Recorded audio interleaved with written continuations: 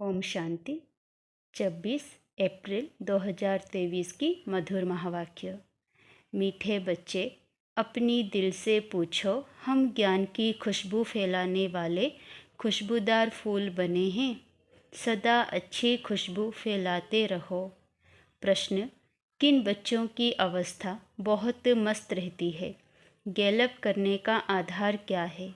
उत्तर: जो अच्छे अच्छे फूल हैं, जिनकी बुद्धि में ज्ञान का मंथन चलता रहता है, उनकी अवस्था बहुत मस्त रहती है। ज्ञान और योग की शिक्षा दे खुशबू फैलाने वाले बच्चे बहुत प्रफुल्लित रहते हैं। गैलप करने का आधार है सच्चे परवाने बनना, माया के तूफानों से सदा बचकर रहना, श्रीमत पर चलते रहना है। गीत: महफिल में जल उठी शमा। ओम शांति। चैतन्य परवानों ने गीत सुना। परवाने कहो व फूल कहो, बात एक ही है। बच्चे समझते हैं हम सचमुच परवाने बने हैं या फिर लगाकर चले जाते हैं। क्षमा को भूल जाते हैं। हर एक को अपनी दिल से पूछना है कि हम कहाँ तक फूल बने हैं और ज्ञान की खुशबू फैलाते हैं। अपने जैसा फूल किसको बनाया है, यह तो बच्चे जानते हैं। ज्ञान का सागर वह बाप है, उनकी कितनी खुशबू है। जो अच्छे फूल व परवाने हैं, उनकी ज़रूर अच्छी खुशबू आएगी। वह सदैव खुश रहेंगे। औरों को भी आप समान फूल व परवाने बनाएंगे। फूल नहीं तो कली बनाएंगे। पूरे परवाने वह हैं जो जीते जी मरते हैं, बलि चढ़ते हैं अथवा ईश्वरीय औलाद बनते हैं। कोई साहूकार किसी गरीब के बच्चे को गोद में लेते हैं तो बच्चे को उस साहूकार की गोद में आने से फिर वो माँ बाप ही याद आते रहते हैं। फिर गरीब की याद भूल जाएगी। जानते हैं कि हमारे गरीब माँ बाप भी हैं, परंतु याद साहूकार माँ बाप को करेंगे जिससे धन मिलता है। सन्यासी, साधु आदि हैं, वह भी साधना करते हैं, मुक्ति धाम में जाएं। सभी मुक्ति के लिए ही पुरुषार्थ करते हैं, परंतु मुक्ति का अर्थ नहीं समझते। कोई कहते ज्योति ज्योत समाएंगे, कोई समझते पार निर्वाण जाते हैं। निर्वाण धाम में जाने को ज्योति में समाना व मिल जाना नहीं कहा जाता है। यह भी समझते हैं हम दूर देश के रहने वाले हैं, इस गंदी दुनिया में रहकर क्या करेंगे। बच्चों को समझाया है जब कोई से मिलते हो तो यह समझाना है कि यह बना बनाया ड्रामा है। सतयुग, त्रेता, द्वापर, कलयुग, यह है संगम युग। सतयुग के बाद त्रेता का भी संगम होता है। वहाँ युग बदलता है, परंतु यहाँ कल्प बदलता है। बाप कोई युगे युगे नहीं आते हैं जैसे मनुष्य समझते हैं। बाप कहते हैं जब सब तमोप्रधान बन जाते हैं, कलयुग का अंत होता है, ऐसे कल्प के संगम पर मैं आता हूँ। युग पूरा होता है तो 2 कला कम होती है। यह तो जब पूरा ग्रहण लग जाता है तब मैं आता हूँ। मैं युगे युगे नहीं आता हूँ। यह बाप बेट परवानों को समझाते हैं। परवानों में भी नंबरवार हैं। कोई तो जल मरते हैं, कोई फेरी पहन चले जाते हैं। श्रीमत पर चल नहीं सकते। अगर कहाँ श्रीमत पर नहीं चले तो फिर माया पछाड़ती रहेगी। श्रीमत का बहुत गायन है। श्रीमद् भगवत गीता कहा जाता है। शास्त्र तो बाद में बेट बनाए हैं। उस समय मनुष्यों की बुद्धि रजो तमो होने के कारण समझते हैं श्री कृष्ण द्वापर में आया। बाप कहते हैं मैं आता ही तब हूँ जब आदि सनातन देवी देवता धर्म वाले मनुष्य गुम हो जाते हैं, परंतु यह भूल जाते हैं कि हम ही देवी देवता धर्म वाले थे। अपना हिंदू धर्म कह देते हैं। यह कड़े से कड़ी भूल है। भारतवासी जो देवता धर्म के पुजारी हैं, उन्हों से पूछो तुम किस धर्म के हो, तो कहते हैं हम हिंदू धर्म के हैं। अरे तुम पूछते किसको हो? भारतवासी अपने धर्म को ही नहीं जानते। यह भी ड्रामा में नूंद है। जब भूलें तब तो फिर से मैं आकर आदि सनातन देवी देवता धर्म की स्थापना करो। सतयुग में है ही एक धर्म। यह बातें बाप बेट समझाते हैं। जो विश्व के मालिक थे वह खुद ही भूल जाते हैं तो बाकी औरों की बात ही क्या। यह एक ही बाप है जो आकर दुखधाम से निकाल सुखधाम का मालिक बनाते हैं। तुम कहेंगे अभी हम नर्क के मालिक हैं, दुनिया को तमोप्रधान तो बनना ही है। सब पतित हैं तब तो पावन के आगे जाकर नमस्ते करते हैं। मनुष्य सन्यासियों आदि को गुरु बनाते हैं क्योंकि वह पावन है, समझते हैं गुरु द्वारा पावन नहीं बनेंगे तो सद्गति कैसे होगी। परंतु फॉलो तो करते नहीं। गुरु लोग फिर उनको कहते भी नहीं कि तुम फॉलो कहाँ करते हो, पवित्र कहाँ बनते हो। यहाँ तो बाप कहते अगर तुम पावन निर्विकारी बनते हो तो मेरे फॉलोअर हो, नहीं बनते हो तो तुम फॉलोअर नहीं हो, उच्च गति को पा नहीं सकेंगे। सन्यासी ऐसे नहीं कहेंगे कि फॉलो करो नहीं तो सजा खानी पड़ेगी। यह बाप कहते हैं श्रीमत पर चलो नहीं तो बहुत त्राही त्राही करना पड़ेगा। वह तो समझते आत्मा निर्लेप है परंतु नहीं, आत्मा ही सुख दुख देखती है, यह कोई भी समझते नहीं। बाबा बार बार समझाते हैं बच्चे मंजिल बहुत भारी है, इस समय तुम पुरुषार्थ करते हो जबकि दुखी हो। तुम जानते हो सतयुग में हम बहुत सुखी रहेंगे, वहाँ यह पता नहीं रहेगा कि हमको फिर दुखधाम में जाना है। हम सुख में से आए कितने जन्म लेंगे कुछ भी नहीं जानते। अभी तुम जानते हो कि ऊंच कौन ठहरे। तुम ईश्वर की औलाद होने के कारण जैसे ईश्वर नॉलेजफुल है तुम भी नॉलेजफुल ठहरे। अभी तुम ईश्वर के बच्चे हो, देवताएं थोड़े ही ईश्वर के बच्चे कहलाएंगे। अभी तुम ईश्वरीय औलाद हो परंतु नंबरवार। कोई तो बड़े मस्त हैं, समझते हैं हम तो बाबा की मत पर चलते रहते हैं, जितना मत पर चलेंगे उतना श्रेष्ठ बनेंगे। बाप सम्मुख बैठ बच्चों को समझाते हैं बच्चे देह अभिमान छोड़ो, देही अभिमानी बनो। निरंतर याद करो परंतु सदैव याद कर नहीं सकेंगे। याद रहेगी नंबरवार पुरुषार्थ अनुसार, सो भी रिजल्ट अंत में निकलेगी। बाप तो है ही सुखदाता, ऐसे नहीं कि दुख भी बाप ही देते हैं। बाप कभी बच्चों को दुख नहीं देते, बच्चे अपनी उल्टी चलन से दुख पाते हैं। बाप दुख नहीं दे सकते, कहते हैं हे भगवान बच्चा दो, कुल वृद्धि को पाएगा। बच्चे को बहुत प्यार करते हैं, बाकी दुख अपने कर्मों का ही पाते हैं। अब भी बाप तो बच्चों को बहुत सुखी बनाते हैं, कहते हैं श्रीमत पर चलो, आसुरी मत पर चलने से तुम दुख पाते हो।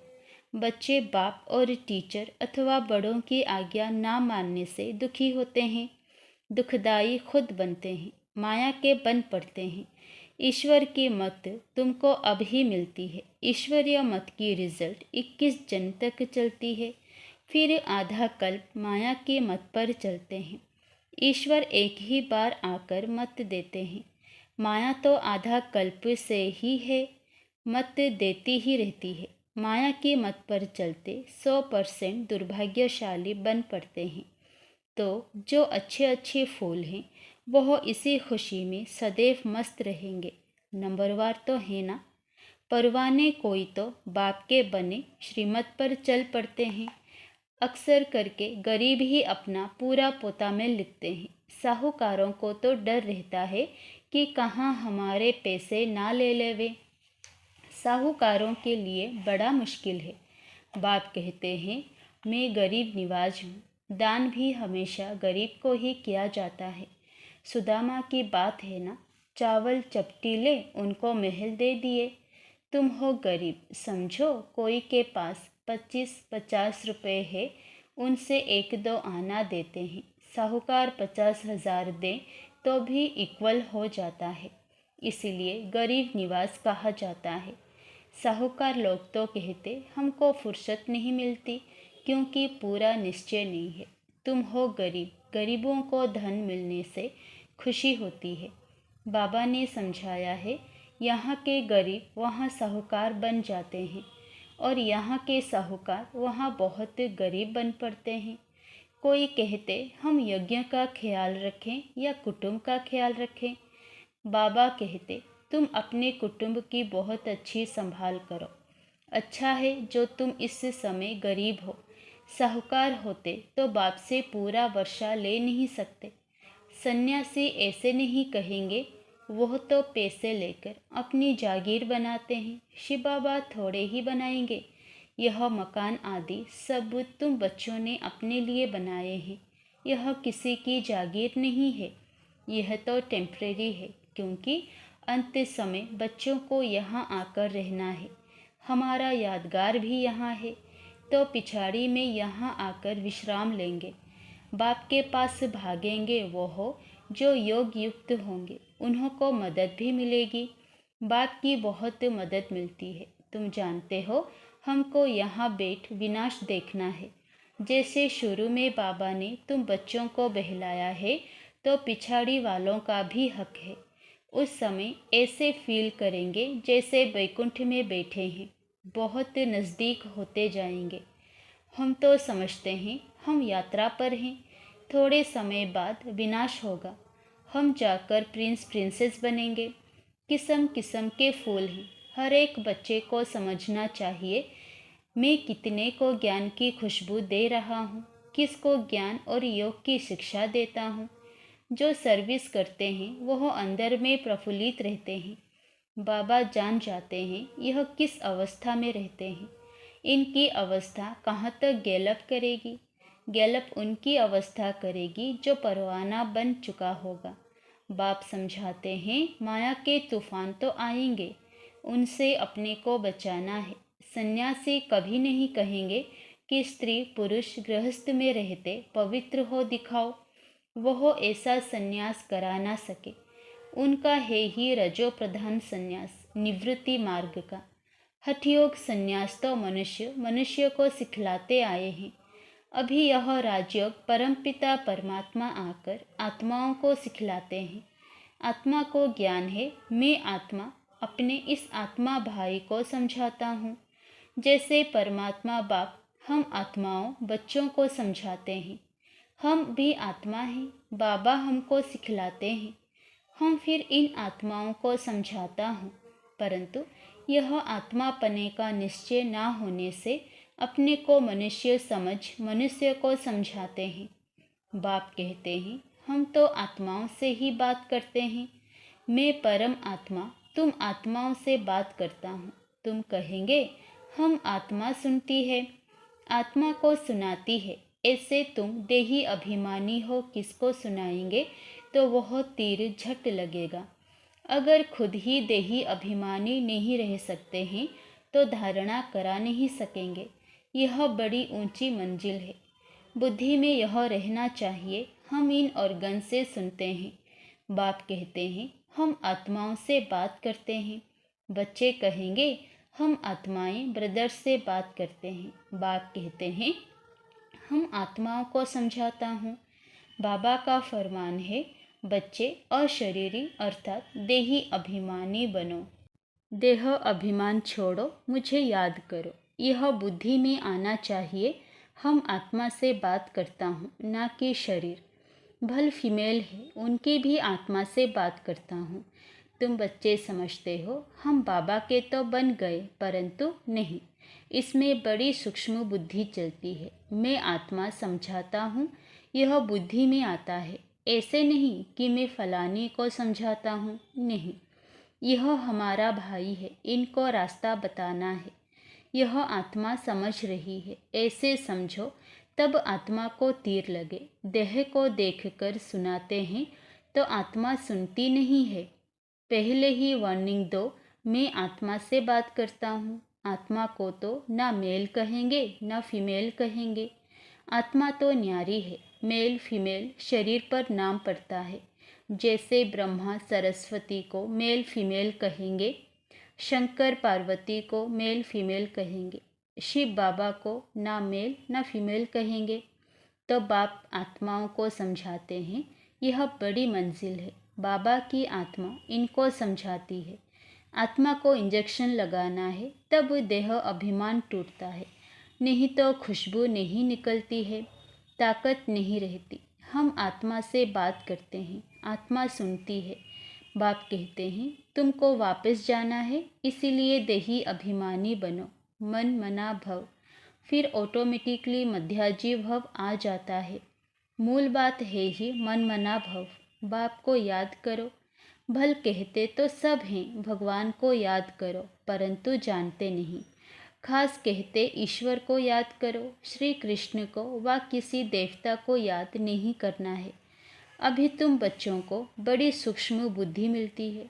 सवेरे उठ विचार सागर मंथन करना है, दिन में सर्विस करनी है, क्योंकि कर्म योगी हो। लिखा हुआ भी है, नींद को जीतने वाले बनो, रात को जाग कमाई करो। दिन में माया का बड़ा बखेरा है। अमृत वेले वायुमंडल बहुत अच्छा रहता है। बाबा को यह तो लिखते नहीं कि फलाने टाइम पर उठ विचार सागर मंथन करते हैं। इसमें बड़ी मेहनत है।